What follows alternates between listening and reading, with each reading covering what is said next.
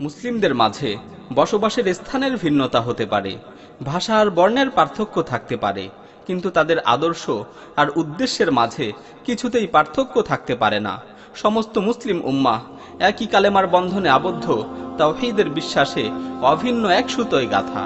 রাসূল সাল্লাল্লাহু আলাইহি ওয়াসাল্লাম বলেছেন, আল মুমিনু লিল মুমিনি কাল বুনয়ান ইয়াশুদ্দু বা'দুহু বা'দা।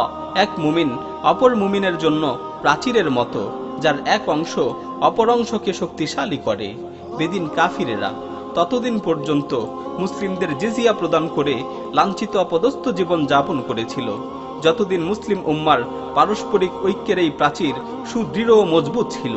কিন্তু আজ আমরা পৃথিবীর সর্বত্র উম্মার এক অবমাননাকর নাজুক পরিস্থিতি প্রত্যক্ষ করছি। কুচক্রী কাফিরেরা এক এক করে মুসলিম নিধনের মাধ্যমে উম্মার সেই সুদৃঢ় প্রাচীরের মাঝে চির ধরিয়ে যাচ্ছে। পৃথিবীর যে প্রান্তেই একজন মুসলিমের অশ্রু ঝরে, তা শুধুমাত্র তার একার অশ্রু নয়, বরং পুরো উম্মার অশ্রু। যেখানেই একজন মুসলিমের রক্ত ঝরে, তা কেবল তারই রক্ত নয়, বরং পুরো উম্মার রক্ত। এই উম্মাহ তো একটি দেহেরই সমতুল্য। দেহের মাত্র একটি অঙ্গ আঘাতপ্রাপ্ত হলে যেমনি পুরো দেহ অসুস্থ হয়ে পড়ে, ঠিক তেমনি ভাবে একজন মুসলিম যদি নির্যাতনের শিকার হয়, মুসিবতে আক্রান্ত হয়, তাহলে সমস্ত মুসলিম উম্মাহ সমভাবে একই ব্যথায় ব্যথিত হবে। এটাই হচ্ছে ঈমানের দাবি। রাসূল সাল্লাল্লাহু আলাইহি ওয়াসাল্লাম পুরো মুসলিম উম্মাহকে এক দেহ, এক ব্যক্তি রূপে তুলনা করেছেন। রাসূল সাল্লাল্লাহু আলাইহি ওয়াসাল্লাম বলেছেন, আল মুসলিমুনা কারাজুলিন ওয়াহিদিন ইনিস্তাকা আইনুহু ইস্তাকা কুল্লুহু ওয়া ইনিস্তাকা রাসুহু ইস্তাকা কুল্লুহু। সমস্ত মুসলমানগণ একই ব্যক্তির মতো। যদি তার চোখ ব্যথা করে, তাহলে গোটা দেহ অসুস্থ হয়ে পড়ে। যদি তার মাথা ব্যথা করে, তাহলে গোটা দেহ অসুস্থ হয়ে পড়ে। রাসূল সাল্লাল্লাহু আলাইহি ওয়াসাল্লাম আরো বলেছেন, মাসালুল মুমিনিনা ফি তাওয়াদ্দিহিম ওয়া তারাহুমিহিম ওয়া তাআতুফিহিম মাসালুল জাসাদ ইযা ইশতাকা মিনহু উযওয়ুন তাদাআ লাহু সাইরুল জাসাদ।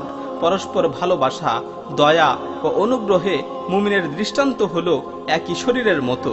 যদি তার এক অঙ্গ অসুস্থ হয়, তাহলে তার বাকি সব অঙ্গ বিনিদ্রা ও জ্বরের শিকার হয়। এবার আমরা মুসলিম উম্মাহ নামক এই একক দেহের দিকে একটু তাকিয়ে দেখি। আরাকান, কাশ্মীর, ফিলিস্তিন, আফগান, শাম, ইয়ামান, পুরো পৃথিবীতে উম্মার এই দেহ, উম্মার এই শরীর ক্ষত বিক্ষত হচ্ছে। ক্রমাগত উম্মার রক্তস্রোত বয়ে যাচ্ছে।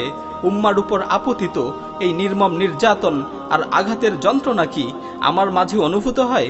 বর্বর হিংস্র হায়নার পাশবিকতা থেকে বাঁচতে ক্রন্দনরত মুসলিম মা বোনদের আর্তনাদ কি আমাকে একটু নাড়া দেয়?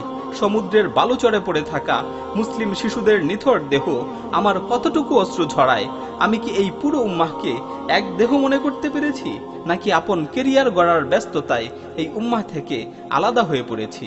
রাসূল সাল্লাল্লাহু আলাইহি ওয়াসাল্লাম বলেছেন, আল মুমিনু মিরআতুল মুমিন ওয়াল মুমিনু আখুল মুমিন। মুমিন মুমিনের আয়না এবং এক মুমিন অপর মুমিনের ভাই। মাজলুম মুসলিমদের দিকে তাকিয়ে একটু কল্পনা করে দেখি, মাজলুমানের আয়নায় আমার কেমন প্রতিচ্ছবি পরিলক্ষিত হচ্ছে। আমি কি উম্মার এই এক দেহের মাঝে নিজের অবস্থান খুঁজে পাই? আমি হয়তো নিজ হাতে কোনো মুসলিমের উপর জুলুম করছি না, কিন্তু তাদেরকে জালিমের আগ্রাসন থেকে বাঁচানোর লক্ষ্যে আদৌ কি কোনো পদক্ষেপ গ্রহণ করেছি? রাসূল সাল্লাল্লাহু আলাইহি ওয়াসাল্লাম তো বলেছেন, আল মুসলিমু আখুল মুসলিম লা ইয়াযলিমুহু ওয়া লা ইউসলিমুহু।